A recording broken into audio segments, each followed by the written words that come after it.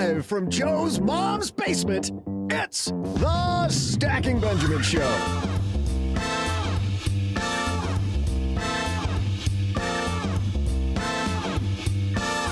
I'm Joe's mom's neighbor, Doug, and today you'll learn the 5 things you need to know before you retire with author and host of the Retire Sooner podcast, Wes Moss.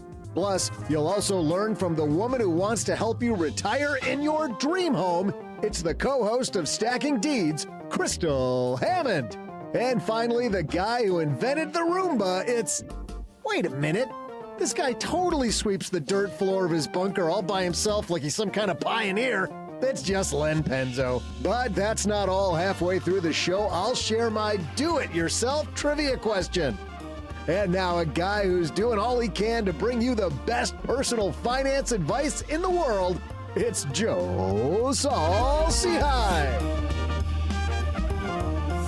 Wow, that's a high bar today, Doug. That is in the world. In the world. You know, we might as well just say universe. If we're going to say the world, let's say the universe. That wasn't even in the script, Joe. I just added that all by myself. That's how confident I feel. It is. Well, you know what? It's because we have a lot of help today, Doug. That's exactly why.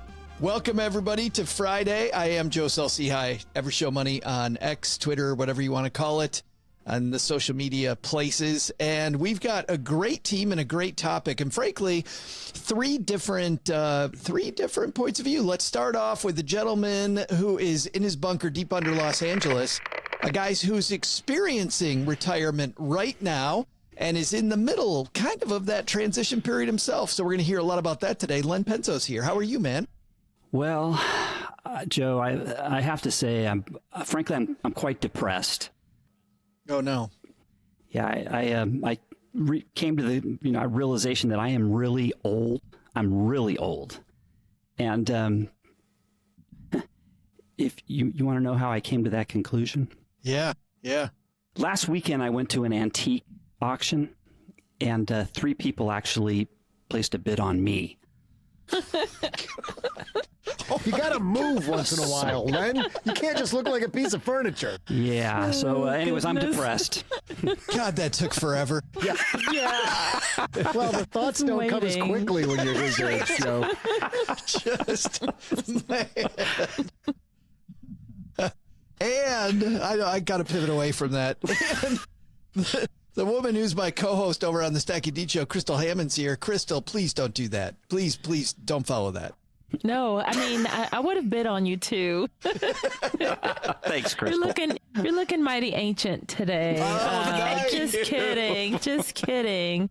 You know, I think about retirement all the time. Some days at work, you're like, how many days do I have left? Because I'm over it today. So well, that's what I like about you being here, Crystal, is that you are dreaming about retirement and in getting retirement together and multiple streams of income, and not there yet, and just working on it. Yeah. I think about it all the time. Just like this cookie dough, cookie batter, cake batter lotion. You guys have to try this. Why do I want to smell like cake batter? I still have no idea. Why wouldn't you? I've walked around all day going, man, I'm hungry. I just don't want to be that hungry. No. And the guy who's always hungry for more talk about retirement, a guy we quote an awful lot. Doug, how often do I quote this guy when I talk about what the happiest retirees know, his book? I feel like it's all the time. 13 bajillion times. Yes. Wes Moss is here with us. How are you, man? Probably once. Wait a minute. Have you ever talked about my book when I'm not there? No, we talked about it with you here. Yes. Tell me you don't listen to the show without telling me you don't listen to the show, Wes. You guys are my favorite podcast. Joe's my favorite host. Sorry. Nice job. Good recovery, Wes. A little late. And Len's my favorite columnist. And I think I told you last time we were on the roundtable, but I remember when I first saw you on this thinking, whoa, I've been reading this Len Penzo for a decade before blogging was even a thing. And when you started blogging like 25 years ago. Yeah, I started on Papyrus. Papyrus. Wes, say Len's ancient without saying Len's ancient. What? We've tell the 3 people that don't know about the Retire Sooner podcast about all the fun stuff you do, man. You're on fire. Retiring sooner. I wrote a book it's over 10 years now, called over 10 years ago, was You Can Retire Sooner Than You Think. And then that's really opened up that conversation for what I talk about on the Retire Sooner podcast. And then I talk a whole lot about the money and habits of happy retirees, which I think this is such a cool topic we're talking about here today. And then in real life, today I had an awesome call with I think is a quintessential real life situation where you've got a consultant, one of the big consulting firms, they work those people just into the ground. 30 years in, still super young, pre-55, just ready to go. Just, I'm done. And we were doing some planning around that today. And that's hard, even if you're a super high income person, to be able to do that. So I'm trying to triangulate all those things into the real world. That's so incredible. And I love following along from afar. Glad you're here. We got 4 flexes today, Doug. We've got Wes Moss here. That's a flex. Boom. We got Crystal Hammond here. Boom. We've got Len Penzo here. Okay. Boom. I give you boom. And the 4th flex is starting today. Our roundtables are presented by State Farm. Woohoo. Wow. That is a cool flex. Yeah. That is cool. We're going to meet Jake. Are we going to meet Jake? I know. Please. Is State Farm the bundle commercial, or is that all state? Well, let me tell you, Wes. Let me tell you about State Farm. And not only are we sponsored by them, we also today, get this, are sponsored by... Wow, that's great news. Now, isn't that amazing, Crystal Hammond? Oh, man, that was wonderful. Yes. Well, but the wonderfulness is just beginning because Wes, Len, and Crystal are here with Doug and I. We're going to talk about the 5 things you need to know before you retire.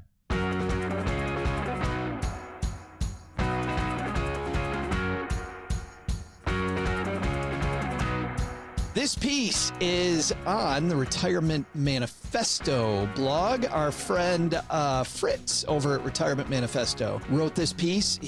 Fritz has been on the show a couple times, and this piece is interesting. It says, if you're not retired, it's impossible to know what it's really like to be retired.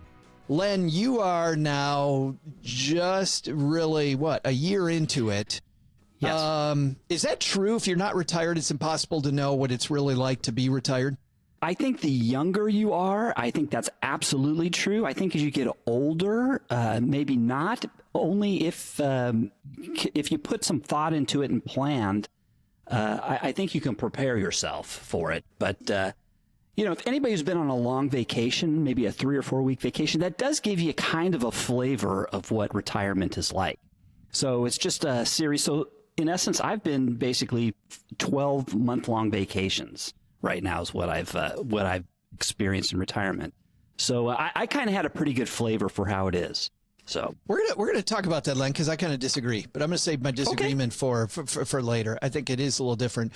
And by the way, Stackers, you don't need to read this piece, but if you want to, head to our show notes page at Stacking Benjamins and follow along. But we're just gonna walk you through these 5 things. He next, Wes, says focusing on money is necessary, but insufficient ahead of time. And I think for a lot of our stackers, like, wait a minute, whoa, I got to talk about the money piece. Do you agree with Fritz here? Focusing on money is not the end all be all? Yeah, Fritzy is saying that we spend 90% of the time thinking about and preparing for the money side and only 10% on the financial side or the lifestyle side. And first of all, he's preaching to the choir with me because I think it's a 50-50 relationship.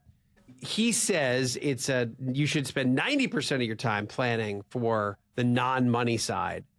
I think that's way too low, but I totally get where he's coming from. In my opinion, it's always been it should be a 1-to-1 balance between the money side and the lifestyle side. So he's on to something. It's a little extreme what Fritzy's saying, but I think it's cool. Maybe he's going for shock value here then, Wes. I mean, yeah, maybe he's just trying to shock the system because it's totally contrary to what anybody thinks. I mean, Crystal, beyond saving for, maybe setting the retirement goal, setting the number, figuring out how much you need to save, that kind of thing. Have you thought about what things you're going to do when you reach retirement? I mean, isn't it just sailing on yachts and going from beach to beach? That's what I picture. Yeah, because I do. I focus 90% is on the money. Like I just had a retirement seminar where you get to, do all the calculators and all the things where, okay, Social Security is here, the pension is here, your 401k provides this, your Roth provides that. So I'm like, okay, I'm set. I'm ready to spend it all on a yacht, on the beach, around the world, daily. Put me on repeat. Crystal, that gets into his first one, which of the 5 things you need to know, number 1 on his list is freedom is great, but it comes with an obligation. He says it's freedom from the alarm clock, the commute, the boss, those dreadful Zoom calls, from even those more dreadful annual performance reviews. He goes, it's wonderful, but it's a little more than that yacht every day. He says, think back to your childhood years. And I guess, Len, this is where I disagree with you too. When you say it's like a 3-week vacation, he says, think back to your childhood years when you had the thrill of freedom on your last day of school. The whole summer off, freedom. If you're like me, however, and this was totally me in school, by the middle of July, you were getting bored. I think the studies show, if I remember, Wes, Ken Dykewald, who does a lot of longevity and retirement studies, said you got like 18 months of euphoria, and then there's this kind of deep, is this it? Like, is this, but because I don't think it is summer vacation or just the yacht.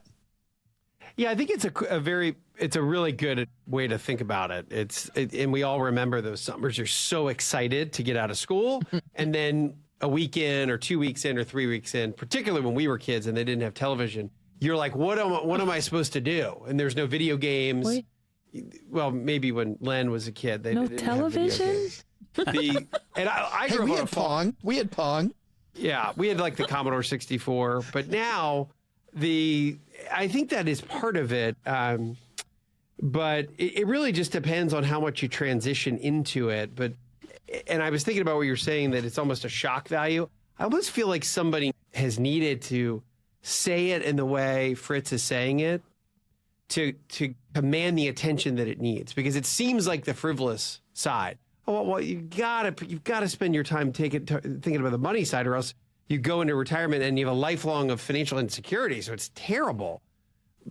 So the way he's saying, you've got to be focusing on what that transition is going to look like, what the time is going to really, how you're really going to spend it. I like that he is that extreme about it. I want to go then, Len, to you in the vacation. So, I mean, clearly there is a vacation aspect, and studies show people spend more time planning a long vacation than they do planning retirement, which I think is kind of horrible. But where's the correlation? And do you think there is maybe more to it? And you can't just, like, people used to tell me, I'm going to golf every day. Oh, I'll golf every day. I'm like, really? Have you ever tried to golf every day? And I've had people go, no, but I'll try. Yeah, I think you kind of misunderstood me when I said it was a period of 12 4-week vacations for me anyways. It's what I was saying was basically, hey, you don't have to, get up to the alarm clock. You've got the freedom for that week, for those 4 weeks, to do whatever you want, go wherever you want. Obviously, if you're just going to plan on playing golf every day of your life for the remaining retirement, that's not good. In my case, I thought this out well ahead of time, what I was going to do. And I have so much stuff on my plate. I mean, there's not enough time, even in retirement for me today, to do everything I want to do. I have my blog, which is basically it's a side business. I've been working other side business ventures, none of them very successful at the moment. And I've been working hard on those. I have, as you know, I always talk about my model railroad in my, as a hobby. I've got that. I've got going out and golfing or entertainment, going out with friends. I mean, there is so much to do. I never, and I've told the honeybee this, there's never a day I wake up and I just go, gosh, I don't know what I'm going to do, because I've got, and I have this podcast here too, the roundtable. I've got so much on my plate. Really, I've got a rich life. And but before I retired, I made sure that I had all my ducks lined up, that I would have that rich life before the non-financial I retired. Ducks. The non-financial ducks. The non-financial ducks, correct. Don't you mean you have the squirrels lined up, Len? Because I know you spend a lot of time focused on those squirrels in your backyard. Watching.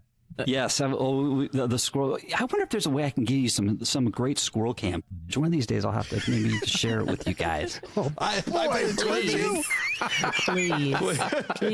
Please. Once again, Len, say you're old without saying you're old. Please. The thing, Wes, that I quote all the time that Len is referring to is in your book, you talk about how the average retiree has, and you call them hobbies, has 6 hobbies before they retire. But I think it's more than hobby, Wes, don't you? I think hobby's kind of a little bit too light a term. Well, so it's been a little while since you read the book, but let me go back and quantify that. It's hobbies on steroids. Ooh. Oh, that's I like that better. It's not hobbies. Yes. These are core pursuits. So I think of them as core pursuits. And actually, as we're sitting here, I'm updating my list of core pursuits. I've got them on my iPhone and track squirrels. That is not one of them. Thinking about it. Where cake batter lotion. Reviewing squirrel footage. So think about this. The average happy retiree has 3.6, call it 3 to 4 core pursuits. Those are not just hobbies. They are hobbies on steroids. They're things you live for, the things that you can progress in, things you want to continue to get better in, and things that you really have a deep love for. Unhappy retirees, by the way, average 1.9, so 2 versus 4. Big difference between the two. And they can change and they can evolve over time, but they are critical to the structure of the day that you will have to have while you're in this, call it a productive vacation. And some people, I'm in the camp of liking productive vacations. I know that there's this thought of just hanging out on the beach. Maybe it's just because I've had kids for so long. I've got 4 kids, and it's been so long that that's even been a reality. I actually love that balance of always having some work and some fun all the time. So that's kind of how I've prepared for it. But I've got 17 things on my list of core pursuits. Well, I think, Crystal, that's you. I mean, for you, I think retiring from your corporate 9-to-5 job, I mean, I think about you sewing, I think about Zumba, I think about your real estate. Sometimes I think, Crystal, that you could probably retire tomorrow and you'd be like Len with the plate completely full.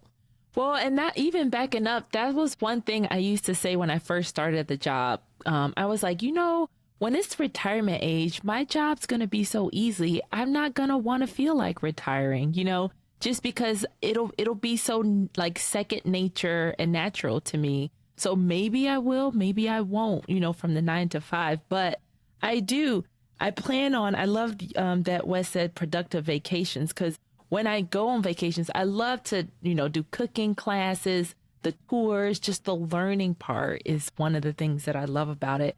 And I couldn't see myself sitting at home all day. It just is totally not in my nature. So all of my side hustles will become most likely, the full-time gigs again, but it'll be, more fulfilling. The number 2, which brings me, Crystal, to number 2 on this list, your transition to retirement will be harder than you think. We already talked about a lot of these speed bumps. But Fritz says, Barbara retired 6 months before me, and I'll never forget a comment she made a few months later. Wow, she said, the transition to retirement so much harder than I thought. I wish somebody had told me how hard it would be.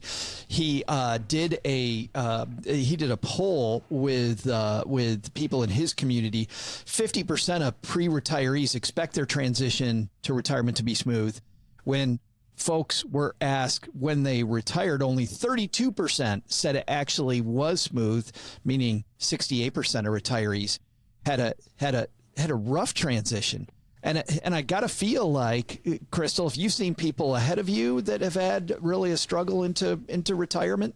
Oh yeah, not to be funny, but this is funny to me. Going back to the whole summer vacations talk. Sometimes, because my mom's retired, and she'll call, she's like, well, I'm just here, I'm bored. And I'll never forget when I was young, I used to say that. I'd be like, hey, are you bored or are you boring?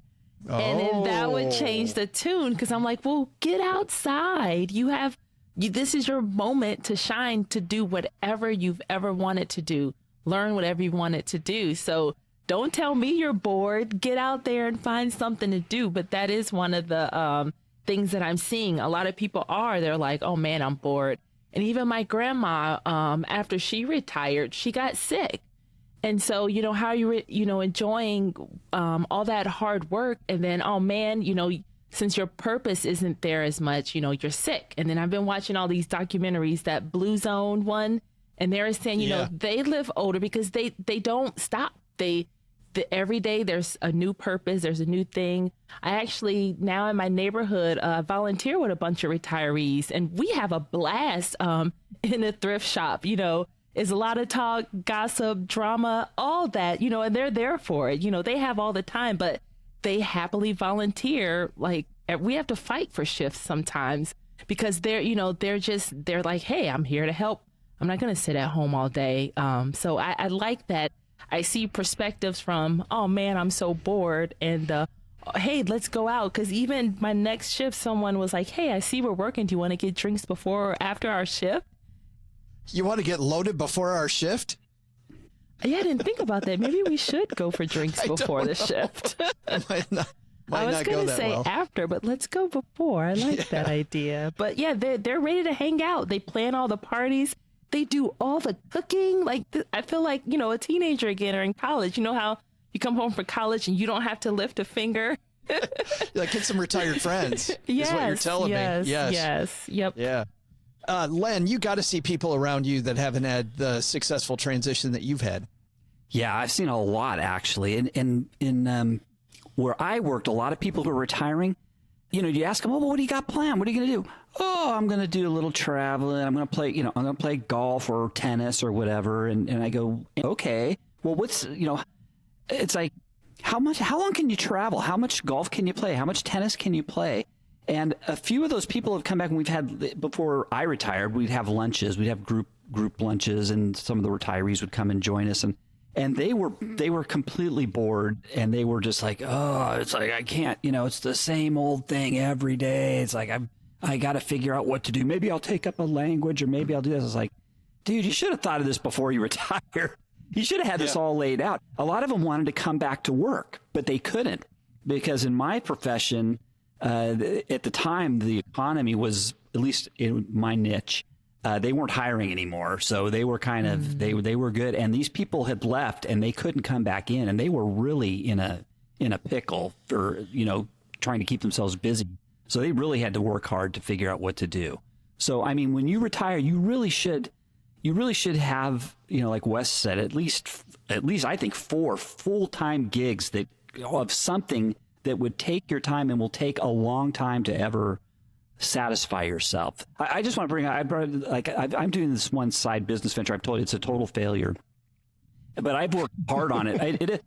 My first 6 months after I retired, I was working really hard on it. And I was putting in 40 to 60 hours a week just on that.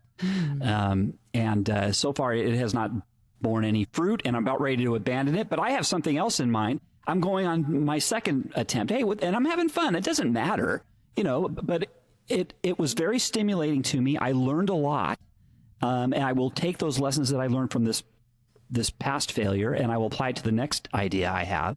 But I anticipate this next business venture, I'm probably going to spend 60 to 80 hours a week getting that up and going, probably for 6 months to a year. So, you know, like I said, you got to really think about it, and you got to have that drive to improve yourself, or you have to have an internal drive. If you don't have an internal drive or curiosity, or, I mean, I think you're going to struggle. I think you really are. Maybe you should stay employed. I don't know. We're going to get to that one in the second half of today's show, because what you're alluding to, Len, Fritz actually brings up very strongly with his fourth point. But before that, our third point here, Wes is, as the money guy on the show, he says money won't matter as much after you retire. Have you found that to be true? So I think that was such a cool, I'd never have thought to ask that. And it's funny. So what he says here is that everyone he talked to, and he said it seemed like they were more in their 80s, but he said any of these retirees he talked to, none of them were worried about money. None of them, which is kind of a fascinating thought. And his point was, they're not worried about it because it already is what it is. They're not going to change their financial situation. They're 81 and they know how much money they have. They know how much income it produces. They know what their Social Security and their pension is, and that's it. And then you adjust to that. So it's kind of an interesting way to look at it. And I had not ever really thought of it that way, because I am in the financial business. I'm in the planning business as well. And people are always checking in and always a little bit anxious about what's happening in the world and markets. So I have not ever seen anyone that's fully just never worried whatsoever. But I see his point that you're not going to change it when you're 81. You already know what your income is going to be.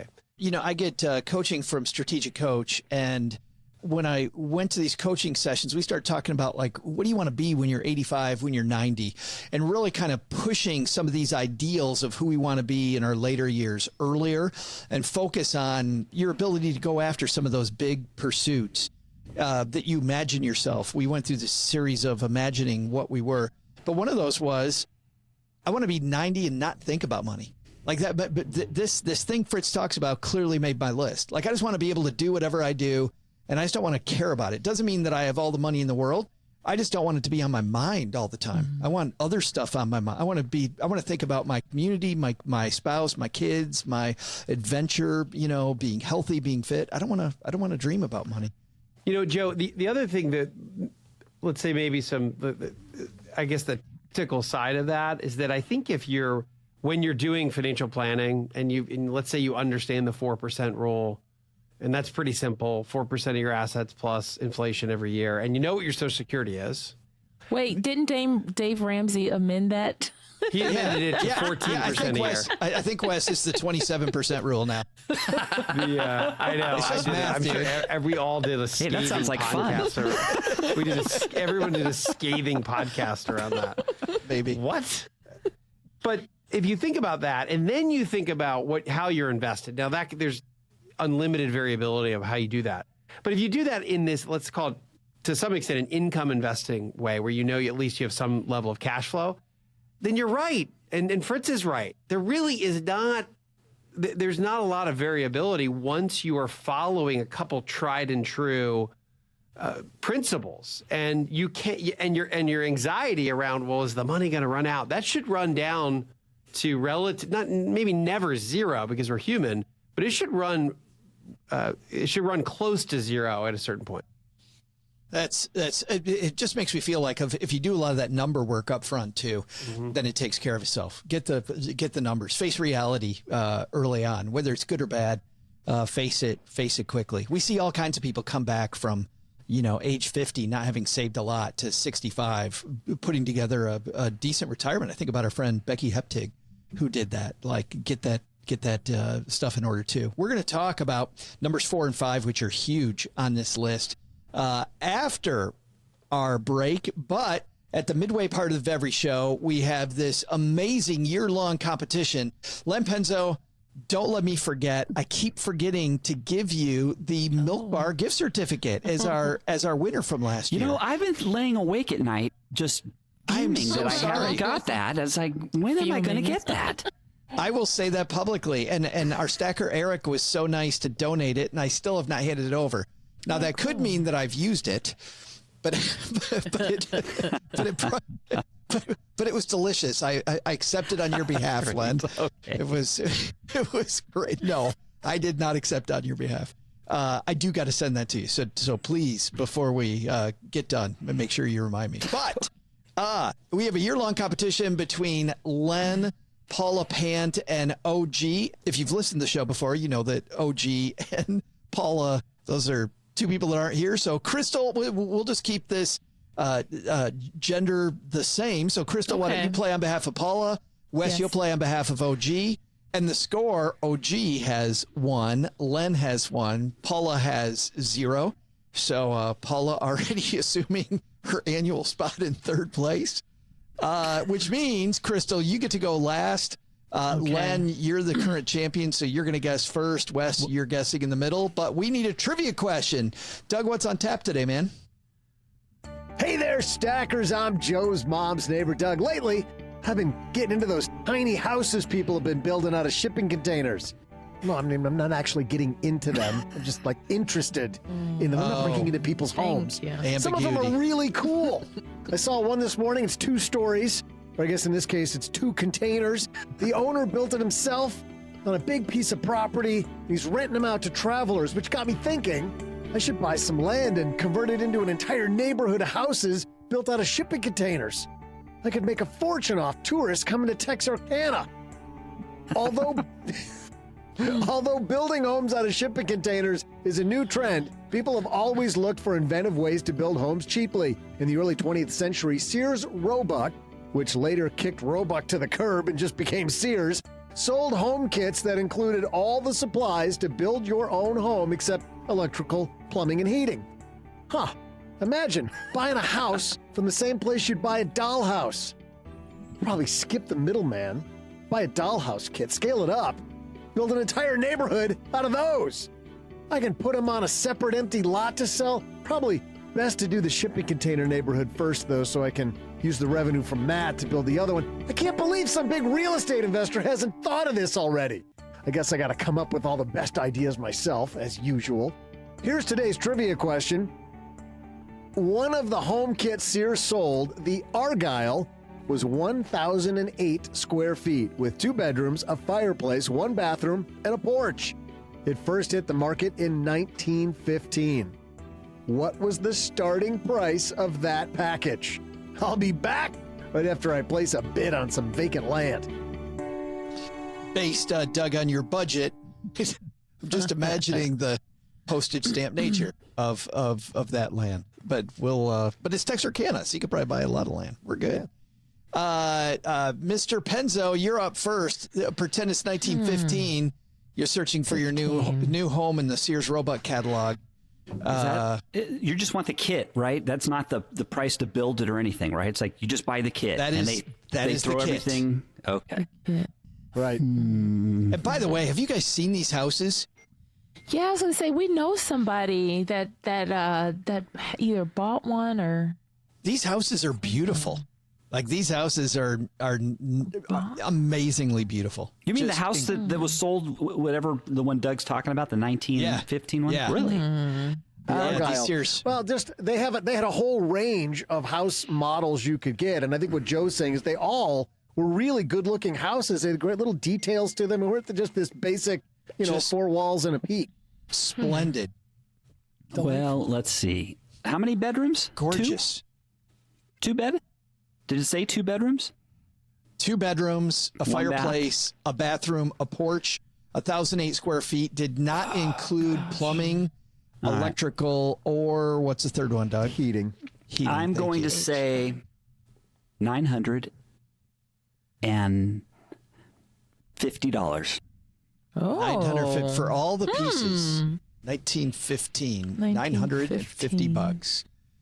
Wes, what do you think about that? He high or low? I think he's low.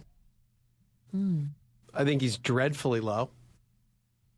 And what are the rules here on the over-under? Do you win? There's we're not doing it's just the closest. Price is Right, just closest, yeah. But it's so low that it's messing up my thoughts. That's part of the strategy. That's part of the strategy there, Wes. Extreme. And I have the advantage. Yeah, you do.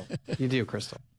So I'm going to go with my original gut at $6.50 a square foot. So I'm going to say $65.52. Actually, I'm going to say $65.99 is the price. 6,599 simoleons from Mr. Moss. Ms. Hammond? 6,000 and 1,000. I'm gonna have to go with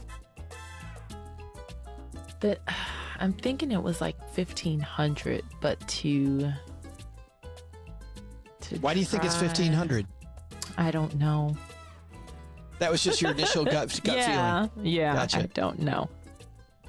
I'm gonna say 2,000. 2,000. You split the uprights, kind of. Yeah, a little bit to the right, but yes. All right, we've got Len at 950, Wes at 65.99, and Crystal at 2,000 square. Who's right? We'll let you know in a minute. Len, you kicked us off with $950. Both Wes and Crystal thought that's a pretty low number. What are you thinking now, big guy? I really don't know. Something tells me that this is a 3-digit number. Otherwise, Doug wouldn't have picked it. So that's why, it's just something that would really knock your socks off. Like, if a house for $900, that's what I think. So I'm thinking I'm going to win this. But Wes, you're taking the modern approach. By square foot, $65.99 seems pretty reasonable. Yeah, I think Len's going to win this one. I think I'm heavy. Yeah, I'm heavy on this. I was thinking 4-bedroom, not 2. Oh, jeez. I was thinking custom cabinetry. Yeah, I think I'm heavy. Stainless steel. I never knew it was the 1915 version of IKEA. Imagine the instructions that came with this. Crystal, 2000 down the middle. You feeling good? Yeah, I'm doing Paula justice. We're getting our first point today, Paula. Well, let's see if you're right. Crystal sounds pretty confident. Doug, who's winning this one? Hey there, stackers. I'm shipping container recycler and soon-to-be neighborhood developer, Joe's mom's neighbor, Doug. Over the break, I placed a bid on some land here in Texas. You wouldn't believe what they're selling it for. It's 30 acres, we're out in the middle of nowhere, which means I can market the neighborhood as secluded and a private paradise. Can't wait to get this thing started. But let's get you back to today's trivia question. The question was, how It's much like did bring this... your own banjo. Sorry. Secluded paradise. A new BYOB Yeah. part. Sorry. But here was the question. How much did the Sears home building kit, the Argyle, sell for in 1915? The answer? Sears Roebuck sold an impressive 70,000 home kits between 1908 and 1940. One of the 350 design options, the Argyle, hit the market in 1915 and in today's dollars would have sold for $22,000. But back in 1915, it sold for $5,814 less than what Wes guessed, $1,215 less than what Crystal guessed, just $165 less than what Len guessed because the selling price of the Argyle was $785. And that means Len gets his second point of the season. What's interesting, though, another piece of that trivia, which is phenomenal that they sold it for that little bit of money. They were so popular over the next, what was it, Doug? Roughly, I think 2 years later, they were selling it for, I believe, almost triple that price. Yeah. Because so many people were buying them, and they just started, jacking the price up like you should. So 70,000 in sales. That is great for. That's amazing. Yeah, that's really cool. Not just that one model, but still 70,000 home kits. There's a lot of them that are still active homes being I'm gonna lived in find today. that tweet. Somebody tweeted it, and that's cool. That's very cool. That's a good trivia question. Go look up those houses too, guys. You're going to see it. We'll have a link on the show notes. But if you go look at these, the Argyle especially, just a beautiful house, unbelievable. Hey, speaking of unbelievable, second half of the show coming up. That's going to be unbelievable, and it's brought to you by DepositAccounts.com. Len, you know what happens when you go to DepositAccounts.com? Yeah, they give you a $50,000 sign-up bonus if you if you get in within the next 2 days. Are you trying to get trouble? But wait, there's more. It's weird. All of a sudden, the call from Lending Tree is it's coming out of Len's account. It's coming out of Len's account. It is so strange how this might be our last Deposit Accounts by Lending Tree read. Thank you. You're going to get sued, Len. Someone's going to say they didn't hear you say. You'll find that you get to compare, Len. You make this phenomenal offer sound horrible. Like, well, it's not as good as Len's. But you get to compare more than 275,000 deposit rates from over 11,000 banks and credit unions. You do it for free. I'm on the site right now. Listen to this. The national average on a savings account is still only 0.5% today. As we record this, it'll be different by the time this goes out. So just go to depositaccounts.com. It's literally on the top of the front page. If you're in the top 1% of savings accounts, though, 4.97%. That's down slightly. But national average 0.5, top 1%, 4.97. CD rates, a 1-year CD, national average 4.02, top 1% average 5.61%. They've got checking, money markets. You can compare, ditch, switch, and save at depositaccounts.com. Go ahead there, people. Joe, just to be, so if they, if you could take that $50,000 sign up bonus and at 4% interest, I mean, that's a lot of money. Oh, stop it. Pause. Going to be Len's last Stop appearance it. on the show as well. Len's like, I got so much going on. I got to get rid of being on the podcast. Retirement. He's like, honeybee, I got good news. Remember that podcasting obligation every week? I don't have that anymore. Fritz has two more points on his 5 things to know before you retire. And number 4 here, you'll miss certain attributes from your working years. And Len, you alluded to this during the first half, which is why I want to come right back to you. He says when people think about leaving their jobs, they naturally think about the loss of their paycheck. What most people don't think about, though, are the numerous non-financial benefits they receive from their work, like structure to their day, mental challenges, relationships, a sense of reward, purpose, a sense of identity. Like having that structure, Len, I know that for a lot of retirees, when I was a financial planner, like that was the hardest part, was like, hey, no alarm clock. And then about 3 months later, they're like, what the hell am I doing? Like, I'm just wasting time every day. Did you find that when you first got to retirement? Not for me, but like I said, for some of my coworkers, I've seen that in the past, and it's just these people, they were happy to retire, but they didn't really think out what they had, what came after retirement. All they worried about was that number. They hit their number. They're good to go. This could be a great retirement. Money buys your happiness. Whatever I need, I'm good to go. But then they realize, what gives meaning to life is your personal growth and playing golf every day and watching TV and sitting on the couch. That just doesn't do it, man. You are going to get so bored. And especially if you're in a profession where, like in engineering, I mean, people have these challenges daily, these really difficult problems that they have to solve. And suddenly you just turn that off and your brain just turns to mush. And it's terrible. And it's kind of like a prison. So, I'm begging everybody, before you get into retirement, make sure you've got stuff planned. The other thing is the camaraderie, just being at work. I mean, you have a lot of friends at work that you might think you'll be in touch with these friends forever and ever. But even in my case, I know I've lost touch with so many good friends that I had at work, coworkers. And it's kind of sad, actually. Partly my fault, but I mean, it's just you get busy even in retirement. I mean, it's hard to keep in touch with all your coworkers, and that goes away, and that leaves a little bit of a void too. So you have to kind of prepare for that also. And the way I would recommend you do that is you have a monthly lunch group. That's the best way to do it if you can get that up with your coworkers. Before you retire, set up some sort of monthly lunch group, and that way you can stay in touch. It does help. Having a front row seat led to my dad's retirement, I saw this. My dad retired at a young age. He was 30 and out from General Motors. And so he retired in his mid-50s. He'd worked there for 30-some years already because he started in his early 20s. And he immediately, because all the people his age were still working, Len, he immediately started hanging out with people 20 years older than him.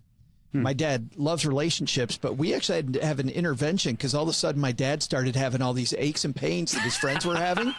And I'm not kidding, by the way. I mean, we're laughing, but I am not kidding.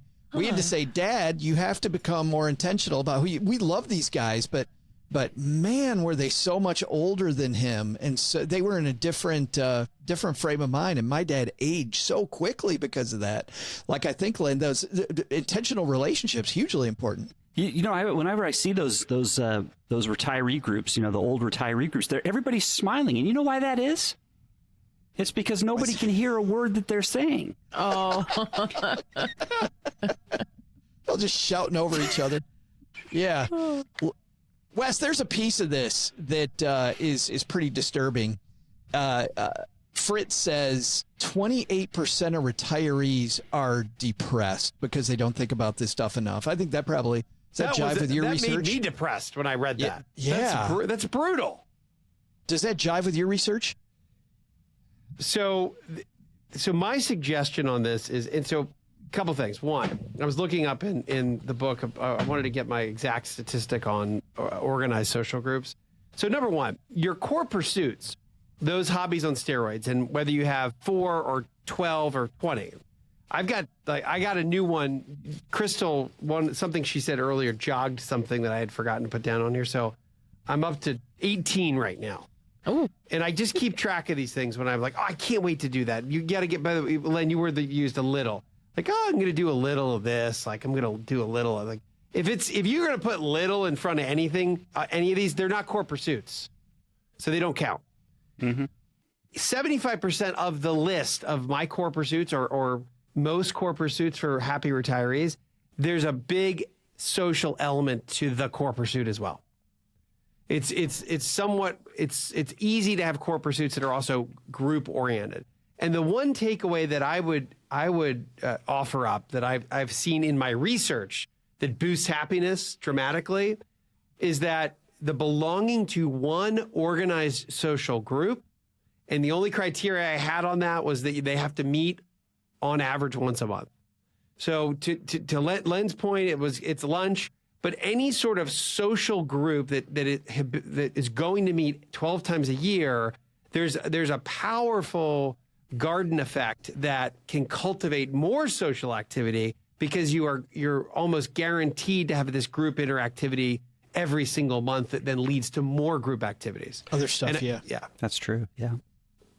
well, yeah. And then for me, I think I'm one of the people that goes to work on my birthday because all my friends are there. Like all my coworkers I actually hang out with. So I would miss them like crazy. I didn't think about that. But yeah, I go to work to show off my outfits or to show off what outfit I made. We hang Doug out does the after same thing work. here, Crystal. Shows up to show off his outfit. I see. These are the only days I get dressed. It looks like you're at Niagara Falls. It like does. The yellow. It does. You guys have to see Looks this. like a rain slicker to you. He does look like he's on the Weather Channel. You know that Maid of the No. Mist?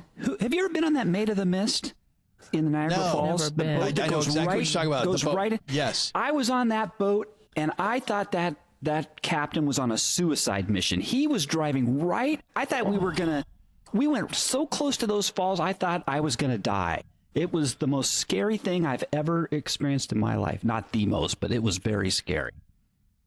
All that story just because we thought Doug's wearing a raincoat. He does look like there's Curious George and who's the ranger, you know? Man in the yellow Looks like hat. the Gordon's I fisherman. forgot. Yeah, the man in the yellow hat. that's it. The man in the Does yellow look hat. like the Gordon. Yes, it's like he's on the side Sorry, of a Doug. tuna I can. didn't mean Yeah. to start that. I didn't mean to. I was just. Wait a Well, minute, this has been Doug. lots of fun. This Doug, is are you- insulated. It's like a puffy jacket, but it's like a shirt. It's cool. Is it But it's a from wintertime LRB? thing. It's not a. I'll I take my know clothes how off I right now. Look, recognize don't you. tempt me. You're Mrs. Paul's husband. Oh yeah. Oh, I got a fish stick for you, Joe. Oh, I got 2 of them. Wow. I got some inspiration recently. We went to Houston and went to the Museum of Fine Art, which I'd recommend anybody. And I picked up this book called Art is the Highest Form of Hope, and I've been showing it off a lot lately. But it's these great quotes from artists that I find very inspirational. And one of the quotes in here, Crystal, is this one, which kind of alludes to what Fritz is talking about. And it is, I've been willing to pay any price to be able to work, is what this artist says. And it's funny because when you're an artist, I feel like that's kind of what we're retiring to, right? This work that now is an art. And I guess, Len, let's throw this to you because it sounds like this is kind of you. Like you got rid of the job so that you could go to work. You know what? I think that's true. And again, this is the third time I've brought this up. My failed business. My failed business venture that I've worked so hard on for the first 6 months after my retirement. Can you tell us a little bit more? You have brought it up many times. Can you please tell us what you failed at? Well, you know what the problem Pontiac is, Wes? repairman. The problem it's not is the damn official. squirrels won't do their part of the job. I will say this: it was a business based on homeowners associations, and that's as far as I'll go because I'm not totally giving up on this yet. But let's Yeah, just say don't the interest, disclose. after I did all this work, the interest they're not coming to me yet. So we'll see later on. But anyways, it is kind of like art. It's just something that I created. I'm proud of what I did, what I built.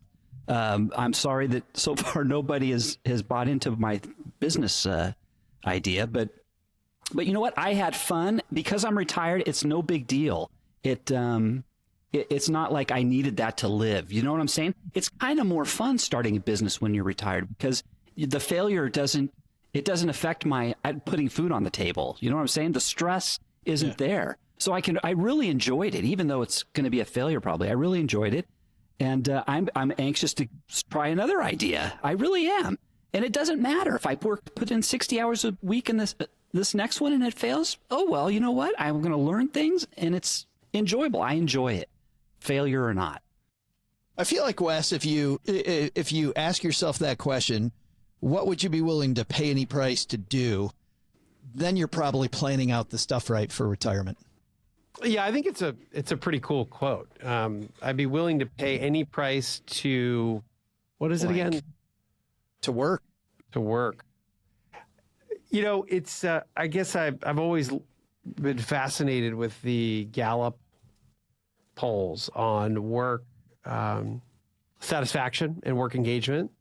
And the latest one, actually, I just wrote about this in the latest work engagement study from Gallup was in North America and Canada. And they looked at, it was a global engagement study.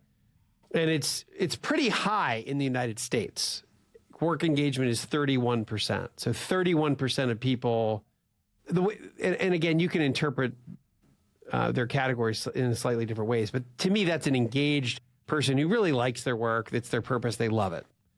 And then the other 69% of people are either quiet quitting, which means they don't like their job, but they don't hate it enough to just actively leave.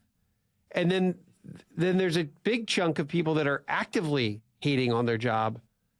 So 2/3 of America, more than 2/3 of America, can't stand their work. And I'm always fascinated by that number. I think it's such a high number, but one, I think it's hard to find. It's really hard to find something that you truly love and you can make a living at it. And about 1/3 of people are able to do that. But for the other 2/3 of America, it's just a really hard thing to find. And it seems as though that's the reality of the world.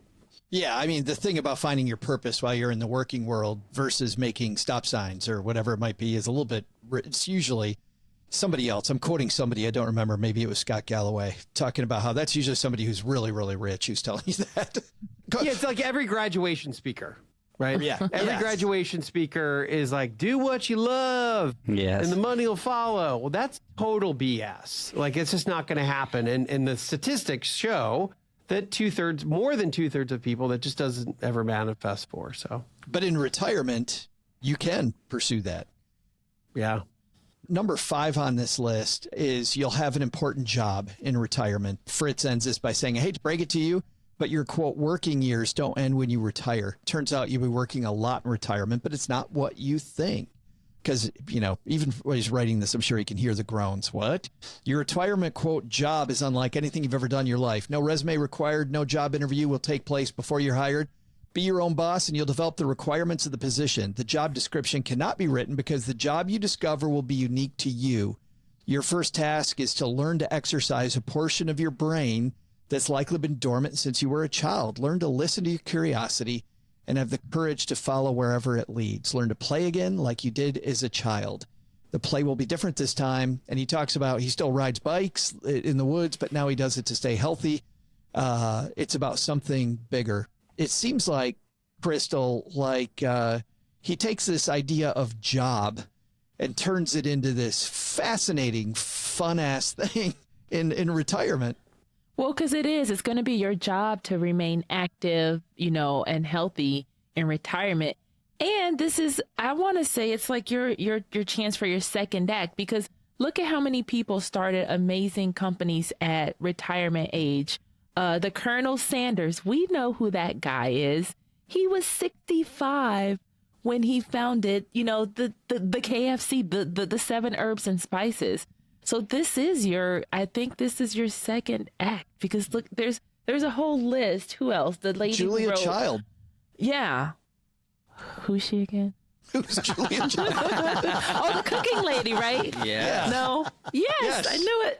Yeah, I knew it. nice job. Yeah. See, the lady who wrote Little House on the Prairie, she was in her 60s. Like, there's 65. Yeah. So there's so many like second act possibilities that you don't know what's coming. Home Depot, he was in his 50s. Len, for people that are closing in on their retirement, not just from this piece, but what would you tell people to do that they maybe aren't focused in enough at? Well, I guess I'm going to repeat myself. I think they're probably focusing too much on the money, and I think they're not focusing not enough on what they're going to do after they retire. I mean, if you've done this correctly, the money will, you've hit your number and you've planned out properly. That's for the most part should take care of itself. But what, like Crystal said, I mean, you have to know what you want to do. You have to have a plan. Life is long, and the younger you are when you retire, the harder it's going to be, because I mean, it's just you have more time to fill, and you really have to have this planned out. Retirement takes work. It is work, but it's a work on your own terms. And it's things you can, it's things that you want to do, but you have to know what you want to do first. So you have to think about it. How do you fill the void? And there's a big void when you quit work. There's a void there that has to be filled. Crystal, same question. What would you tell people to do that aren't there yet that they should be doing? Talk to retired people, hang out with retired people, and get your plan. Like, start picking out, okay, I hate that. I love that. I hate that. I love that. Just so you can, hang out with the people, maybe consider where you want to live, but you don't know unless you start talking to people that are actually living it. So this was a great panel for me, because these are things that I would not have thought about. I was just thinking of, because I'm hanging out with old people. all the old, don't get bid on at an auction. Blink every once in a while. What's this Len Penzo worth? Right. But yeah, I was just thinking of, yachts and vacation in paradise, not the actual like day-to-day 9-to-5 part of retirement that I'm going to have to think about. It's fabulous. Wes, you've got the last word, man. What should people be doing that they probably aren't? So I would think of this as, I love the word cultivation when it comes to, I think it's fitting for both the financial and the lifestyle side that we need to really continue to cultivate. It's not a plant and go away. It's a cultivate forever, like a garden. So I would think, and I think Fritz's words really do a good job of this. I thought it was a really fascinating topic today, but I would leave folks with this. Take the lifestyle side, even though it's supposed to be free and fun, that planning just as serious as the money planning. That's a fantastic place to leave this. Let's find out what's happening where all you guys are, because talking about artists, every one of you are making some cool art in your own backyard. We'll start, Crystal, with you. We'll have our guest of honor go last. What's going on at the Stacky Deeds podcast, Crystal? Oh, you guys, yeah. As if I don't know. Right, yeah. You got to put up with me over there, too. It's fun. Well, neighbor Doug said it looked like I had on an 80s wedding dress with my poofy sleeves and the white lace. Oh, that's why she hammered you for your rain flicker. I didn't. I agreed. Just trying to get with them. No. But please listen to us. We're chatting about all things real estate. We just had some very good episode that's coming up about notes. Like, did you know you can be it's almost like the creditor of real estate mortgages. So we talked to Scott Carson, and he was 70% of his people, they get to keep their homes instead of losing their homes. So we talk about a lot of different investing ideas that you would have never thought of. And then It was really fun talking to Scott about making money while doing some good. That was cool. Yeah, he was doing good. And then I'm building some fourplexes in Chicago. So I talk about the fun working with the city on that because they move at the speed of government. So, whew, I was surprised you didn't do that for people watching the video. You didn't do air quotes. The fun. Yes, air City quotes on City the of fun. Chicago puts the FU in fun. I don't know. That's a good one. Yeah, well, I wouldn't use it with him, Crystal. No. Probably. Mr. Penzo, what's going on at lenpenzo.com? Well, you know the blog. It's a financial blog unlike any other. You get things there in my blog that you won't see anywhere else. I mean, it's really hard-hitting stuff. And this week, I have something that I know everybody's going to want to flock to. It's about Whirlpool tubs. One of the worst things I ever bought in my life was a Whirlpool tub for my house. And I want to save you folks the hassle of why you shouldn't buy it. So I could give you 14 reasons why Whirlpool tubs are for suckers. Don't buy them. I'm going to save you a lot of money. Don't make the same mistake I did. I'm telling you, this is the only place, lenpenzo.com is the only place you're going to see hard-hitting financial stuff like that. It's the truth. Dreams were for suckers, so whirlpools are for suckers. That's a line from a movie, by the way. Dreams are for suckers. Mr. Moss, thank you so much for hanging out with us to talk about dreams being for suckers and watching squirrels and bidding on Len Penzo and cake batter lotion. Yeah, and that's just the start of it. So we're in a new season of Retire Sooner podcast. We're rocking and rolling on that. And we just had a really cool guest, Mary Beth Franklin, who I think you guys probably know. Oh, I love Mary Beth Franklin. Breaking down Social Security in 2024. But really, the podcast, Retire Sooner podcast, is just about income investing for the happy retiree. That's what we're all about. We've been doing it for a lot of years. And I just started writing... I just started contributing to Forbes.com. So I just wrote I wrote an article on the army of American productivity, which is the cornerstone of a lot of my investing belief. And that's at Forbes.com. When I was, Wes, you could write about how productivity is for suckers, like 14 reasons. Yeah, 15. He had a long list. I had that on my list, so 18. don't go ahead. I had that on my list. Awesome. We'll link to the Retire Sooner podcast on our show notes. Actually, if you just pause and go follow them wherever you're listening to us and try out a couple episodes, I think you'll find, like I do, that I really, really enjoy hanging out with Mr. Moss. And we'll link to, of course, Stacking Deeds and the amazing lenpenzo.com exposition, breaking news on whirlpools. So good. Doug, take it from here, man. What should be on our to-do list today based on this conversation? Well, here's what's stacked up on our to-do list today. First, take some advice from Wes Moss. The average happy retiree has between 3 and 4 hobbies that are on steroids. Those are things that are core to who they are. Figure out what it is that you absolutely need to do in order to feel fulfilled. Then, with the rest of your time, you're just sitting on the couch eating donuts, guilt-free. Second, don't forget what Len said. Make sure you are intentional about building friend groups. Be sure to meet with them on a regular basis, and don't forget to bring your hearing aids when you head down to the group dinner at 3 in the afternoon. It's true. But what's the biggest to do?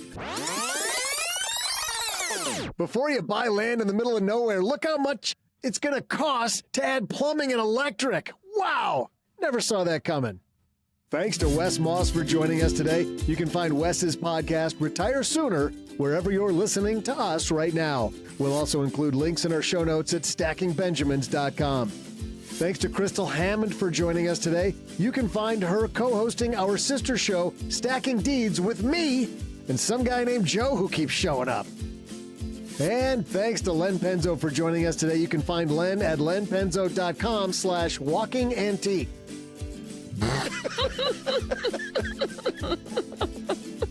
This show is the property of SB Podcasts, LLC, copyright 2024, and is created by Joe Saul-Sehy. Our producer is Karen Repine. This show is written by Lisa Curry, who's also the host of the Long Story Long podcast, with help from me, Joe, Kate Younkin, Karen Repine, and Doc G from the Earn and Invest podcast. Kevin Bailey helps us take a deeper dive into all the topics covered on each episode in our newsletter called The 201. You'll find the 411 on all things money at The 201. Just visit stackingbenjamins.com/201. Wonder how beautiful we all are? Of course you do, but you'll never know if you don't check out our YouTube version of the show, engineered by Tina Eichenberg. Then you'll see once and for all that I'm the best thing going for this podcast. Once we bottle up all this goodness, we ship it to our engineer, the amazing Steve Stewart. Steve helps the rest of our team sound nearly as good as I do right now. Want to chat with friends about the show later? Mom's friend Gertrude, Stacy Doe, and Julia Garib are our social media coordinators, and Gertrude is the room mother in our Facebook group called The Basement. So say hello when you see us posting online. To join all the basement fun with other stackers, type stackingbenjamins.com/basement. For more interactive fun, join us on Instagram every Tuesday and Thursday for our Instagram Lives. Kate Younkin and Joe host those weekly. Not only should you not take advice from these nerds, don't take advice from people you don't know. This show is for entertainment purposes only. Before making any financial decisions, speak with a real financial advisor. Boy, am I glad our lawyer made us say that. I'm Joe's mom's neighbor, Doug, and we'll see you next time back here at the Stacking Benjamin Show.